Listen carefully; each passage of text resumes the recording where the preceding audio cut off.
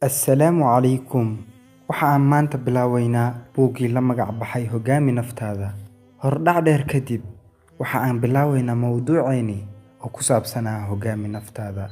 Hoggaami naftaada waa inaad hagto, badbaadiso, ballaariso, bidhaamiso, kobciso, kor u qaaddo, ka fiido, xoreyso, u howlgasho, noqotona horseedaha. Huraha u hagarbaxa, hiil iyo hooba leh. Horumarshaha hindisaha helanaha higan u ah wax kasta oo naftaada khuseeya, horumarkeeda iyo hoggaaminteedaba.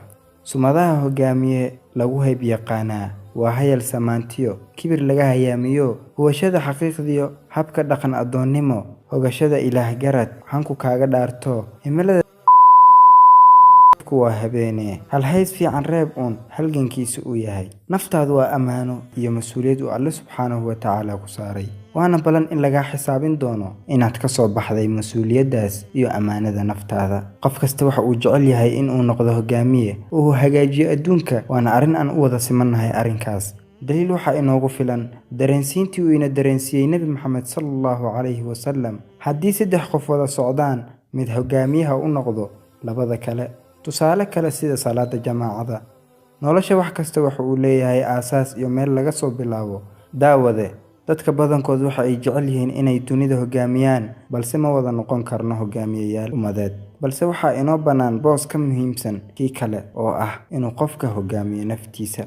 Waana seeska iyo aasaaska hoggaaminta dhabta ah. Imise qof ayaad maqashay inay ku guulaysteen riyooyinkooda, baaldahabna ay ka galeen taariikhda, sharafna soo hooyay, mansab, aamuus iyo magacna helay. Ogow adduunkan inaysan wax walba liska gaarin usan iska imaan uun, balse ay u baahan tahay ujeedo, hadaf, dadaal, dhabar adayg, samir, hiigsi iyo himilooyin fog. Una hagar baxdo hankaaga, soona jeedo had iyo habeen, fikirto, fahanto oo ficil u beddesho. Daawade, waad tahay hoggaamiye aanad ogeyn, habeen kaliyana hoggaamiye laguma noqdo. Waa mid qaadan doonta waqti oo aad la kaca kufi doonto si aad u horumariso hankaaga.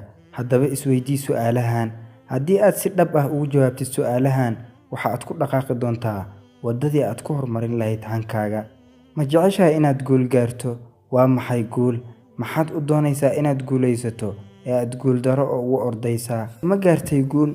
Weli qof guul gaaray ma wareysatay? Ma jeceshahay nolol udug, qurux iyo farxad leh? Sheeg 10 shay oo aad adduunyada inaad hesho ugu jeceshahay. Sheeg 10 shay aad adduunyada inaad la kulanto ugu neceb tahay. Ma jeceshahay mustaqbal wanaagsan? Mustaqbal sidee u eg ayaad jeceshahay? Maxaad doonaysaa inaad noqoto mustaqbalkaaga? Halkeed doonaysaa inaad ka bilowdo dhisidda mustaqbalkaaga? Halkeed doonaysaa inuu kuugu dhammaado? Maxaad nolosha ka aaminsan tahay? Waa maxay noloshu? Nolosha aad rabto sidee u eg tahay? Halkee nolosha ugu sareyso ee aad u malaynaysaa? Goormay kuugu farxad badnayd noloshaada? Goormay kuugu murugo badnayd noloshaada? Isku day inaad ka jawaabi karto oo aad si dhab ahna ugu jawaabi karto su'aalahan aad isweydiisay.